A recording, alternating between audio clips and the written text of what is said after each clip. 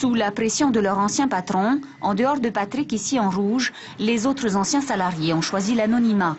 Depuis décembre, ils sont 4 à monter au créneau.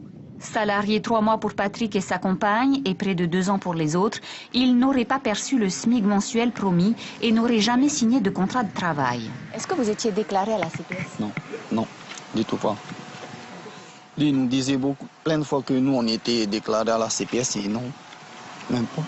Vous avez vérifié? Mais on a appelé nos parents. On a appelé nos parents pour ça. Voilà. Aujourd'hui, vous demandez... qu'est-ce que vous demandez en fait? Que justice soit faite.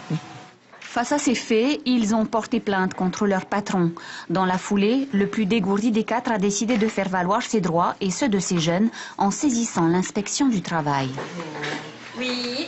Je vais me renseigner concernant notre affaire. Actuellement, le patron ne répond jamais au courrier que l'inspection du travail lui fait envoyer.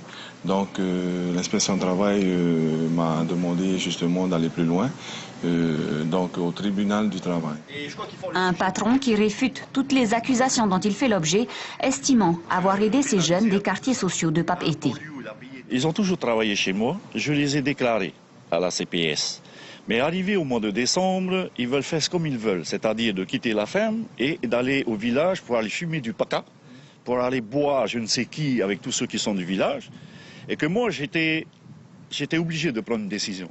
La décision, c'est que je les ai licenciés. Ceux qui sont venus là, ce sont des voyous. Parce que ce sont des voyous parce qu'ils sont à Takoumé et ils font ce qu'ils veulent. Hein. Je les ai tirés dans un trou d'ici, ils arrivent là-bas, ils font comme ils veulent qu'on les paye à ne rien faire, aller au village, aller fumer du paca, aller voler les voisins, voler ceux du village, non ça je suis pas d'accord. Père de famille, Patrick en a fait son cheval de bataille. Devant la frilosité de ses collègues, il a décidé de les défendre jusqu'au bout. Je me suis dit, à partir de moi et après, ça suffit quoi.